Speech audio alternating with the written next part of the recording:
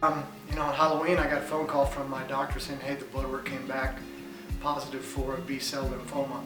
So, of course, I have tons of questions, and your mind just goes automatically to the worst place. Like, I'm going to be dead in 3 days or something crazy like that. And there was no specific diagnosis other than B-cell lymphoma. So, of course, you Google that, and everybody tells you never Google your symptoms. But it was such a broad thing that it kind of spins your mind into a lot of negative places. So I remember coming home and sitting the family down, just kind of telling them, hey, this is where we're at, this is what's going on.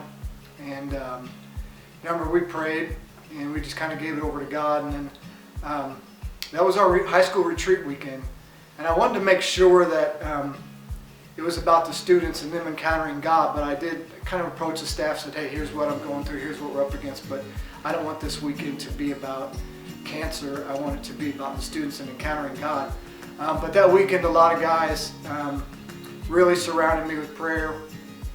Were really super encouraging, super positive. I remember talking to some parents before we left about it. It kind of gotten out, and they were saying, oh, it's no big deal. So that's, I believe it's just a small cancer, and it's not going to be that big a deal. So I was like, great, if that's what you believe, that's awesome. I'm not sure that I'm there mentally to believe that yet, but one thing I've learned through this is sometimes you got to grab onto the faith of other people and let them carry you through, because sometimes your faith just, it isn't strong enough, or it's taking a blow and kind of taking a setback. And so, instead of worst case scenario, I'll just back out, and we'll probably have to do some kind of an open heart surgery and get it fixed. So those are kind of three scenarios that none of them are amazing, but you want to get this taken care of, because they're saying, hey dude, something's wrong with your heart. And I never felt it. Me and Aubrey went to New York and walked all around New York and had an amazing long weekend just before Halloween, and I thought if I would have felt something, that would have been the time that I would have been like gassed. And it really never happened.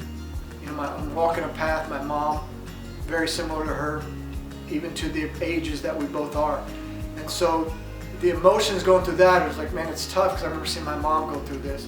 Now granted, that was 15 years before, 20 years before, and medicine has changed, the technology has changed, but God's still the same. And so I remember those times when people would gather around her and pray, and now I'm getting to experience that for myself, and it's humbling. It's something that is you're very grateful for it. Fear comes in because the enemy creeps in, but I was never really afraid. I had this weird peace about it all. And I remember having a conversation with Jeff Jones, and he was good about checking in with my son Tucker. And he was just like, hey, how you doing? And I remember Jeff saying, Tucker told me, he's like, hey, I'm good, dude. My dad's not worried about it. He seems to be at peace with all this, so I'm at peace with all this.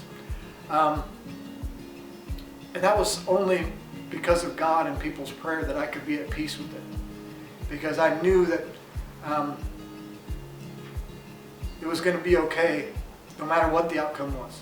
I could be sitting here in way worse shape, but the reality is God's still good, because I'm still sitting here.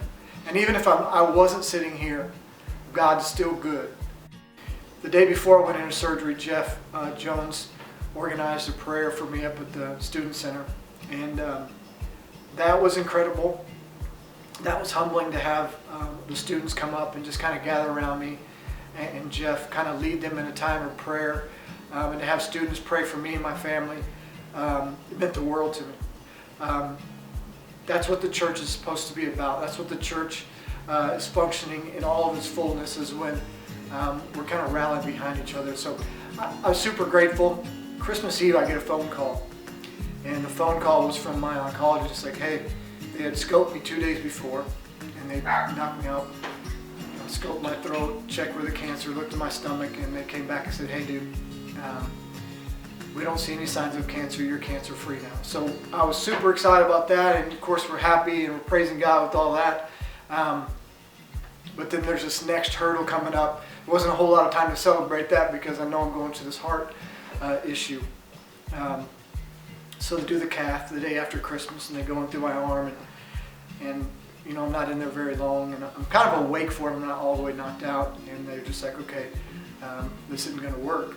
And so they take the stuff out of me, and they consult, and they're with me and wife like, hey, we're going to have to go in and kind of do a bypass surgery. At least 2, but probably 3. And so that's intimidating. They're going to cut you open, they're going to crack open your sternum, they're going to put you on all kind of ventilators. I'm sure I had tubes in and out of everywhere and looked crazy. And they're ultimately going to keep me alive artificially while they're working on my heart. This is all God kind of working through this, and I believe that people's prayers move in the hand of God. And so every day, doctors are coming in and telling me how great I'm doing. Once again, I'm kind of half drugged and half myself, and I'm not really doing anything to make myself better. But they're just like, dude, you look great. Your color's back to great. You're able to get up and walk, and I was walking around quite a bit, just kind of on my own, as much as possible, to go here and there. And they just kept telling me, dude, you're doing great. And the whole time I just like, man, hey, I'm okay, but I'm not doing anything for this. This is everybody praying for me and encouraging me. Now I'm not saying, like, it would be foolish of me to say, oh, well, if you pray that your granny's got cancer and she's on death's door, that if you pray now that, she's miraculously going to get healed. She might. God's that powerful and He's that good. But the other thing could be is her healing is on the other side in heaven waiting for her. And so I would say, just try it. Just try it. Find you some friends, find you some people that you may have to grab onto their faith for a little bit and surround yourself with them and kind of just hang out and see how they are. And they're not going to be perfect, and they're not always going to say the right things and do the right things. But the ones that are in the middle of it, they're going to go, okay, first thing we're going to do is we're going to take this to God. And we're going to say, hey, God, have your way, have your will in this situation. I would say just try it. What do you have to lose?